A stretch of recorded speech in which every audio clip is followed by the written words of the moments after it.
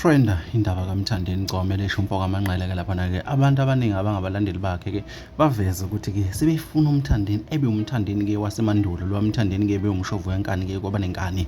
Bathi-ke lo Mthandeni wamanje khona abathi-ke abamthandi kodwa-ke bayamlandela. Nanti udaba oluphelele khona la kwesiqiniseko esemedia-ke nangokwenza kufani ukhuluma-ke le ndaba. Ngifisa uzwe emlalelo wasemakhaya-ke mase uyahlaziya usho ukuthi-ke kuthini okwakukuphawula ngalokukhuluma kwalensizwa okuthiwa ukwenza kufane kwezase-Woolies. Bafowethu nanti udaba. Mangase kuthiwe nje angiphumela obala ukuthi lo Mthandeni wamanje ngiyamthanda yini. Angimthandi nami lo Mthandeni wamanje, yabona.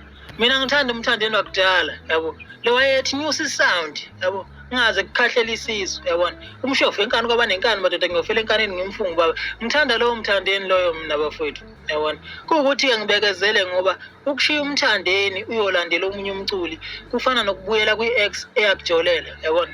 Uyohlezi uyisola njalo ngesenzo sakho, yabona.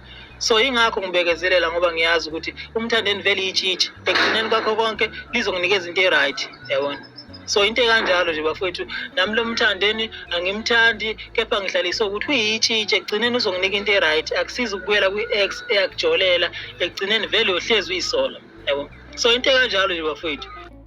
Injalo-ke indaba bafowethu, injalo-ke indaba bafowethu-ke. Le nkulumo-ke ayiqali-ke ukuba khona-ke ngokwenza kufani-ke omunye-ke wabalandeli-ke base-Woolies-ke laphana-ke. Sesabona-ke nane-fraud-ke yasenkandla lapha-ke insizwa idume kakhulu-ke ngokuthanda igcokama-ke elisha. Naye-ke ishilo athi uMthandeni-ke ifuna kule game-ke noma-ke inesifiso sokuthi enze igcokama elisha. Ifuna uMthandeni-ke wasemandulo. Baningi nje abantu asebeke bakuveza lokho ey'nkundleni zokuxhumana. Sengithi-ke ake ngiyithathe le ndaba-ke ngiyifake khona la kwesiqiniseko esemedia. Ngifuna ukuzovula kwakho umbolezo amakhawuthi wena-ke kuthini okwakhe-ke ukuphawula. Bafowethu ubusuku boniphathe kahle.